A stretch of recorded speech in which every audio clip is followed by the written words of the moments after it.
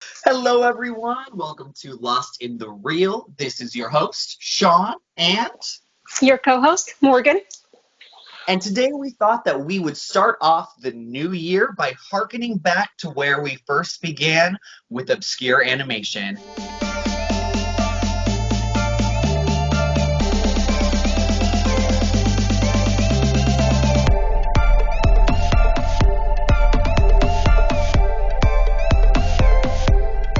So, Cats Don't Dance came out in 1997, directed by Mark Dindal. It follows a young, ambitious cat named Danny who goes into Hollywood from a small town trying to become a star. But when getting to Hollywood, he realizes animals aren't allowed to be stars. And so his dreams are crushed along with many animals who are become his friends in Hollywood. And as they pursue their dreams and try to fight for stardom, there's this one villainous character named Darla Dimple, loved by all, who's trying to sabotage them left and right. And a lot of musical numbers happen to tell the story, and it's great. Sean, what did you think of the overall movie? I loved this movie when I was younger, first and foremost. It's been a very, very long time since I've seen it, so I was really excited to revisit it.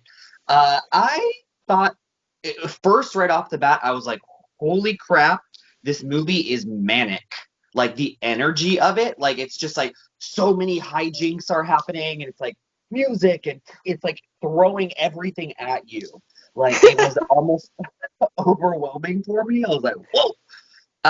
But once I started getting into the story and you get to know Danny, and I really loved how they were kind of harkening back to the golden age of Hollywood and kind of critiquing it, but also celebrating it at the same time. And I thought that the musical numbers were great. The dancing, they actually had Gene Kelly choreograph some of the dance numbers before he passed away. So even though I was overwhelmed by it at the beginning, I really kind of started to fall in love with it as it went on. Oh, I mean, you haven't watched it in a while. I think I watch it like every year. Um, I can see what you mean by it's kind of overwhelming. Like you get that WB animation, just kind of very exaggerated, dramatic animation, cartoony for sure. And the music numbers, I love the music numbers. Like Danny's opening song, I'm just like yes, and so it begins. Um, I love the storyline. Just kind of, I'm sure it talks about racism Hmm. back in the 1940s, but I'm sure it just translates now. Um, and then just like all the characters are so unique and you root for them, especially Danny and Sawyer, played by Jasmine Guy, uh, and sung by Natalie Cole. Like, are you kidding me? Like, so wonderful. And Darla Dimple, out of all the obscure animated villains that I've seen, she is just very unique and so fun to hate. Like, I love it. Yeah, Darla Dimple is an evil bitch. I She's can't. an evil bitch. She also brings that like overwhelming manic energy too. But she is a very obscure villain that you certainly remember. You can't forget that one. So going on to kind of like the direction and so I the whole entire time I was like, this movie reminds me of something.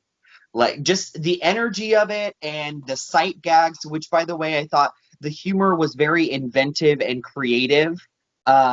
In like the different things that you're seeing, like Max the butler, he's all big and has a crazy voice, and that whole scene with Noah's Ark, kind of Oh like yeah. that was very interesting. And the sight gags are on point; they're very sharp. But I was like, what does this remind me of? I was like, oh, it reminds me a lot of the humor of The Emperor's New Groove. And then I literally go on IMDb and Mark Dindal directed The Emperor's New Groove. That's like one of the few movies that he's directed, and Chicken Little. But I love Chicken Little. You keep talking, whatever. But no, seriously, which is I rewatch this movie and like every year I'm pushing 30 and I'm just like, yay, cats don't dance. I the humor is just there. Like you have the fun cartoonist animation that keeps the children interested, but then you have the humor for the adults. I think. And fun fact, Mark Dindal played the voice of Max, the big butler. So Oh, so that's funny. interesting.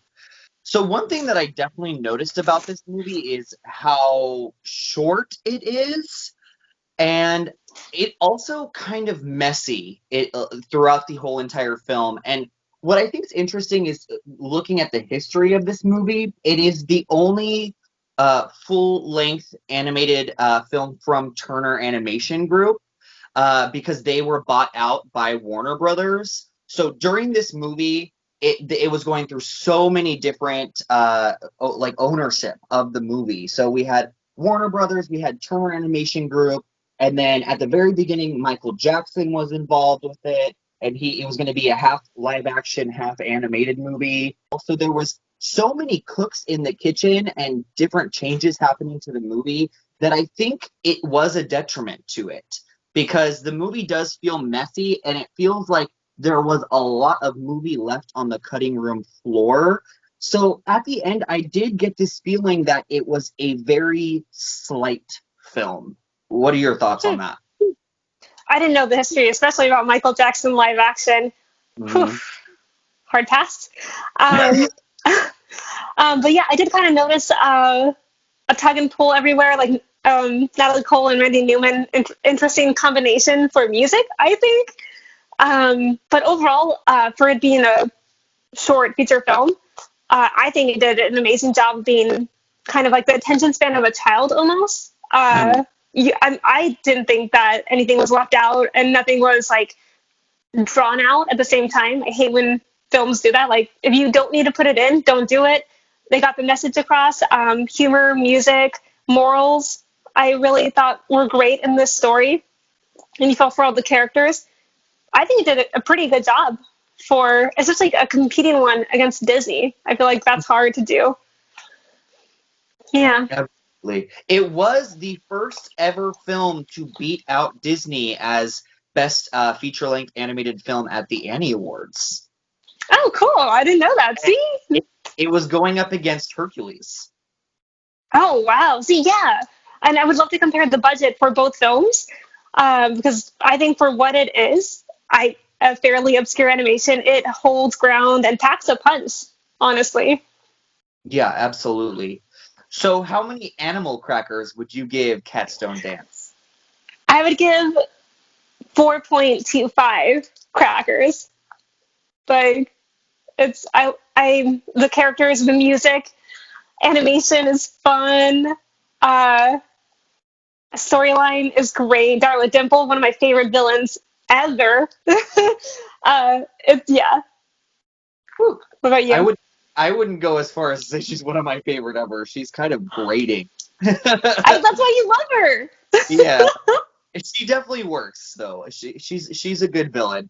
I would give Cats Don't Dance 3.25 animal crackers out of 5. I think it's a really fun movie. Like you said, for kids, it's really quick. It packs a punch. It does everything it needs to do. Like I said, it throws everything at you, everything but the kitchen sink, man. Like, there's a lot to this movie in that hour and 15 minutes.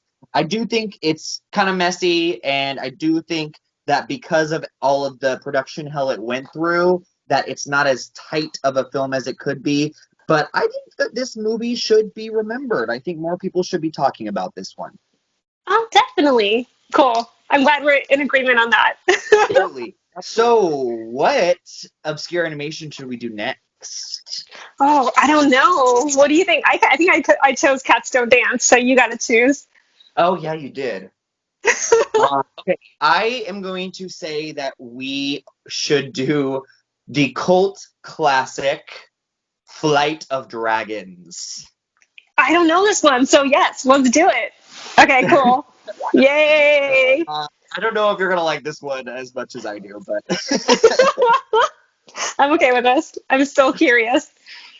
thank you Cool. so much, guys, for watching Lost in the Reel. Please subscribe to the channel if you haven't already. Like the video if you liked it, and also comment down below. Let us know if you've ever heard of Cats Don't Dance, And also, what animated film you would like us to do next after Flight of Dragons.